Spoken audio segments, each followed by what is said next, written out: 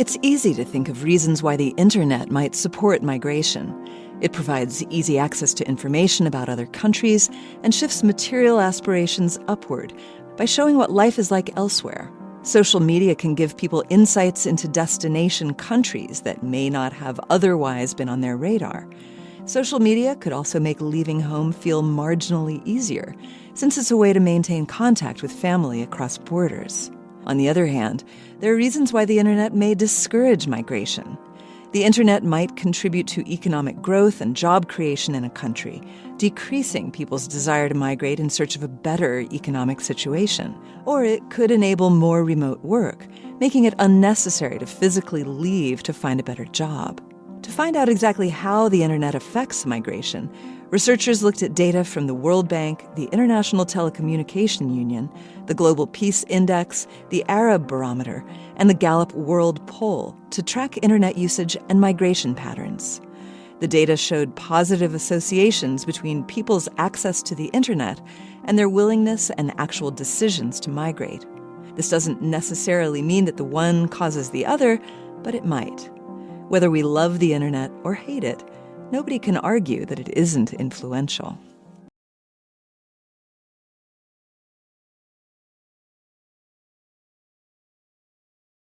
If you're near a rail yard in uncommonly cold temps, though, you may notice tracks pulling apart from one another or bolts shearing off from joints.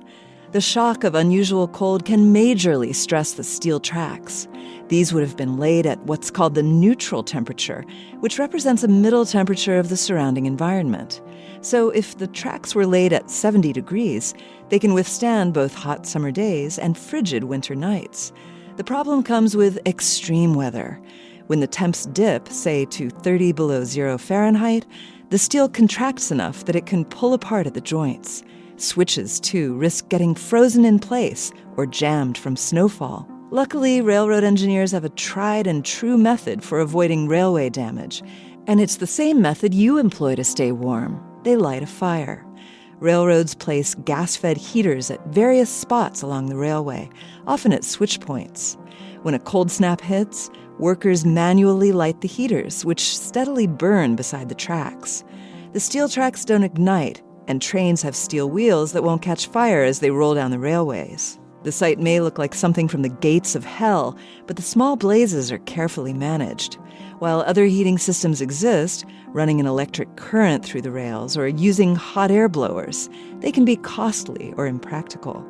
An open flame can keep you and the railroads cozy.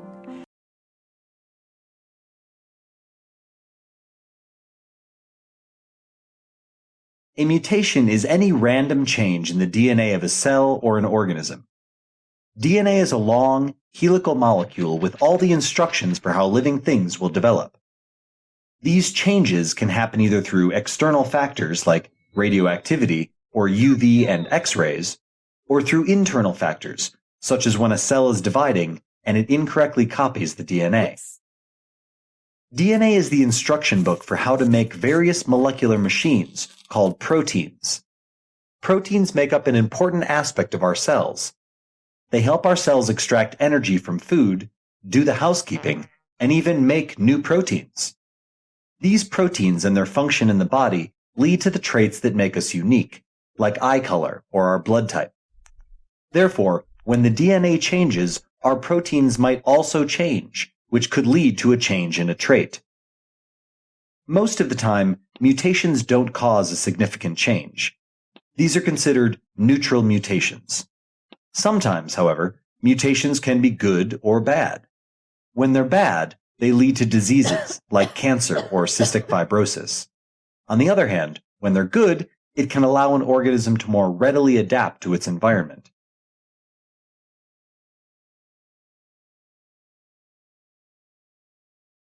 Acid rain is any form of precipitation with high levels of nitric and sulfuric acids.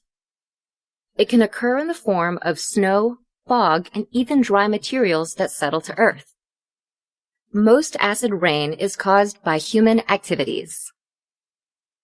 When people burn fossil fuels, sulfur dioxide and nitrogen oxides are released into the atmosphere. These gases react with water, oxygen, and other substances to form sulfuric and nitric acid. Winds may spread these acidic solutions over hundreds of miles. After it falls to Earth, acid rain enters water systems as runoff and sinks into the ground. This can make water toxic to crayfish, clams, fish, and other aquatic animals. The rest of the food chain, including non-aquatic species such as birds, is often affected as well. Acid rain also harms forests by damaging trees' leaves, robbing the soil of essential nutrients, and making it hard for trees to take up water.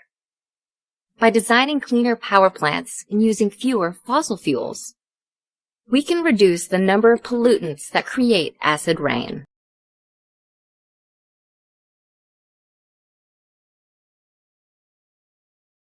El Niño is not a storm, but rather a weather phenomenon in the Pacific Ocean. During an El Niño, the surface water temperature warms up, leading to complex weather patterns. South American fishermen in the 19th century, describing warmer waters during Christmas time, coined the name El Niño, Spanish for the Blessed Child.